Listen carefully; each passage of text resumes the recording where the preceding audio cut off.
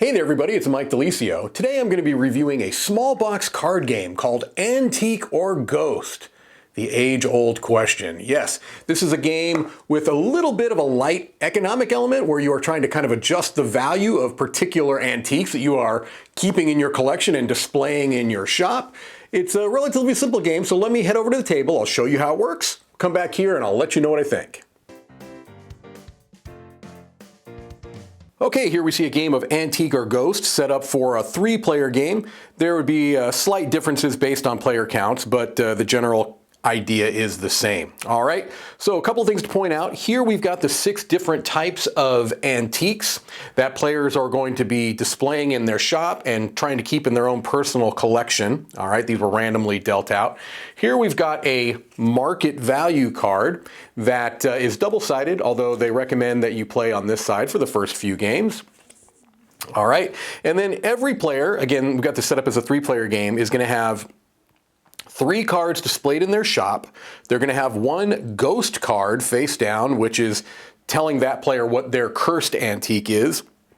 They're going to have 1 antique face down in their collection, and they're going to have 1 card in hand. All right, so this is how the game is going to start off. Everyone can look at their ghost card, but they're going to want to keep that secret. So what this is telling this player here is that cutlery is cursed for them. And so if they have any cutlery in their collection at the end of the game, it's going to get removed. It cannot be scored. Let's take a look and see what happens to be in their collection. Wouldn't you know it, it's cutlery. So they're going to want to get this card out of their collection because otherwise it will not score for them. Okay? So every player is going to have their own cursed antique that they want to get out if they can from their collection. All right, on your turn, it is very simple. You're going to go through a 3-step process. The first thing you're going to do is you're going to restock. What that means is that if you ever have less than the required amount in your shop at the beginning of your turn, you need to refill. In a 3-player game, that would be 3. So at the beginning of the game, that's going to be moot. Everyone starts with 3 cards in their shop. Then what you're going to do is barter, and this is the meat of the game. What you're going to do is you're going to choose a card in somebody else's shop, and you are going to give that player a choice to make. All right? So, for example, I know I want to get this cutlery card out of my collection. And so what I'm going to do is I'm going to point to this mirror over here. Okay, now this player at this point has a choice to make. They can either take this card, add it into their collection face up, and make it part of their collection, and then let this player, the one who pointed at it, do the action of the card, or they can do the opposite. They can take the action of the card and give this player that card to put in their collection. So let's talk about the powers really quick, and then I'll jump back to that. So the power of the book is simply to draw an antique card from the deck and put it into your hand. The ring is a card that allows you to manipulate the market value card and move it 1 or 2 spaces to the right. So for example, I could take this key card and move it here or here, which is going to change its value potentially at the end of the game. All right. The doll is the same thing, except it moves it 1 or 2 spaces to the left. The cutlery lets you return 1 card from your collection to your hand and then place 1 card from your hand face down in your collection. So it allows you to kind of manipulate those cards. The mirror, which is the one I pointed at, is to choose an antique card in another player's shop, switch it with 1 card from your collection. And if that card from your collection is face down, then you turn it face up. And then you've got the key, which allows you to choose 1 market value card and either place a lock token on it or remove a lock token from it. Okay? And so that's what these little tokens are. It means that now these can't be manipulated by the ring or the doll. You can move cards around them, but you cannot move those cards unless you maybe played another card to remove that. All right, so you remember over here, I chose the mirror. My hope is that they're going to let me do the power of that card, and then they'll take the card for themselves. But let's look and see what they've got going on over here. Their cursed item is a key, and they've got a book in their collection. Right now, the mirror is in a very good spot. It's in a +2, which means that it's kind of at one of the 2 most powerful, potentially scoring cards. So they're going to be happy to take this card into their collection and let this player do the power of that card, which you'll remember the mirror is to take one card and switch it from someone else's shop and switch it with a card in your collection. All right, so I know I want to get rid of this card because this is my cursed card. So maybe I will go ahead and, I'll switch it with this ring, okay? So now they took the card into their hand, I did the power. Again, it could have been the other way around where they did the power and I got the card, but that's the general idea behind the game.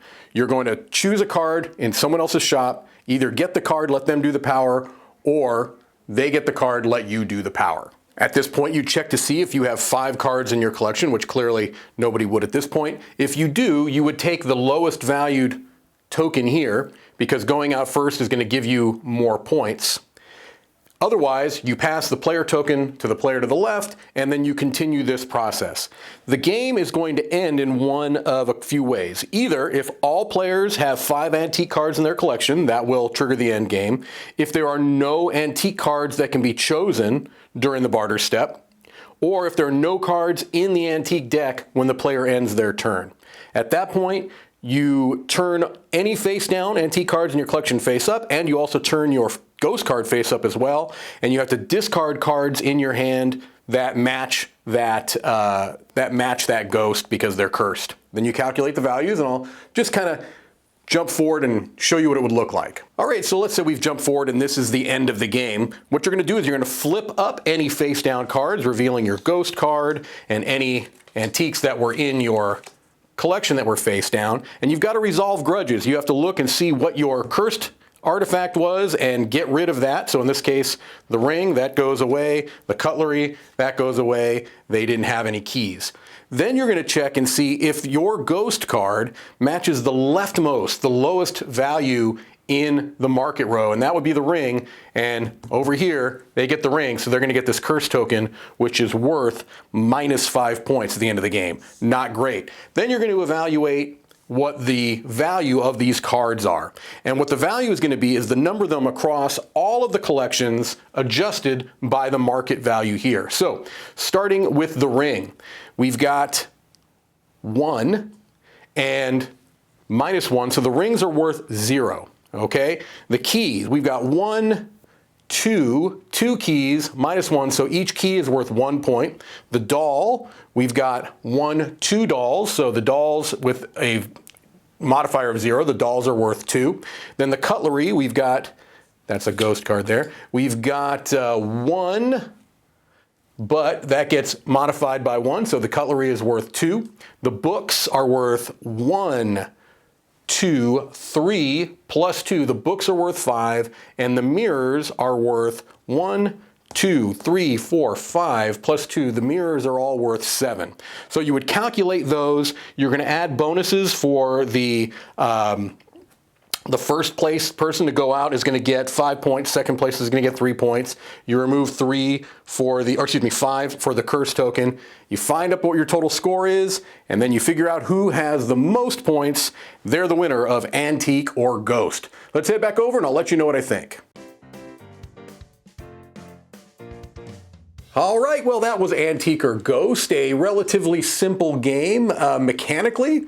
But there's a fair amount to think about for such a simple game. So first thing I'll do is I'll talk about the components, and the components in the game are good. The card quality is fine. The cardboard tokens are good. Everything is functional. What you would expect in a small box card game. No real complaints about the quality of the components. The art is fine, if maybe a little bit sparse. Maybe that's a particular look they were going for. I don't dislike it, but I don't love it. It didn't wow me either, but it was fine. On a related note, one of the issues I had with the game is the iconography is maybe a little bit less clear than I would like it.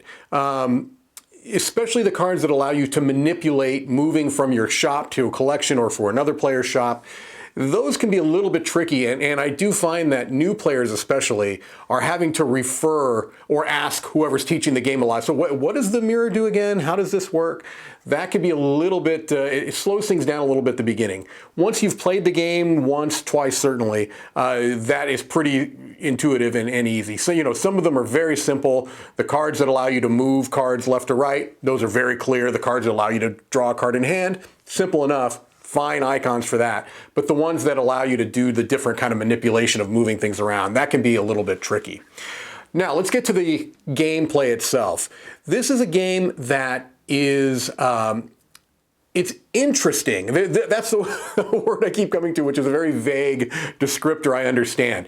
But it doesn't work like many other games I've played. Now, certainly there's elements of hand management in the game and tableau building to an extent and market manipulation, but all of those sound like very grandiose terms for what is very essentially a simple gameplay loop where you are picking a card in someone else's shop, and you're either getting that card or you're letting them get the power or vice versa. However, that's a pretty neat little hook. Because it allows you to, there are going to be times where you don't want the card, you want the power, but you don't want that to be super obvious to that player because they are not going to be incentivized to allow you to do something you want.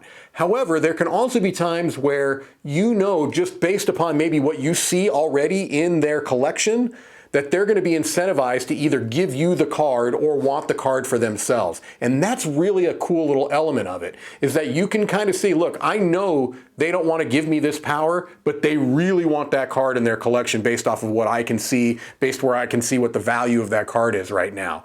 That's a really cool little thing, and it's such a small hook, but it's the hook for the game, and so that I like. The things that I'm not as happy about is that, and it's related a little bit to this iconography, is that it's not the smoothest flowing game. There are a bit of, a little bit of fits and starts. You really sometimes get kind of locked up into, okay, what am I doing here? Who do I want to... It's not like some card games are just really kind of breezy and light and pop, pop, pop. And I'm not saying that every card game needs to be like that. This is a little bit of a thinkier one. And maybe if you like that kind of a little bit more, oh boy, I really have to kind of think about this, then this might be, up your alley. But it is such a small, light, mechanically game that there's a little bit of a disconnect there, I feel, between, the experience of the game and kind of what it boils down to. However, that being said, like I said earlier, that hook, that little central hook of choosing a card in someone else's display and having to make that choice, or someone pointing to a card in your display and you have to make that choice. That's really compelling. It's really, really interesting. And that in and of itself is enough for me to recommend Antique or Ghost. I'm giving it a 7 out of 10. Again, it would be slightly higher, maybe significantly higher if the iconography was a little bit simpler, if maybe it was a little bit smoother in its execution, but it's worth it. It's worth it. Those little rough edges are worth it to me because I think that this is a card game that is unique feeling. There are certain players I know, certain people I know that are going to love this game, and I'm going to look forward to introducing it to them because, it is unique. It's not like every other little card game. You see a game in this box, you're expecting a certain thing. This is probably going to give you something very different. So there you go. That is Antique or Ghost, an interesting little card game that, might fall flat for some groups, but has a very, very interesting central hook to it. All right, well, that's going to do it for me. This is Mike DeLisio signing off from the Dice Tower Midwest Annex.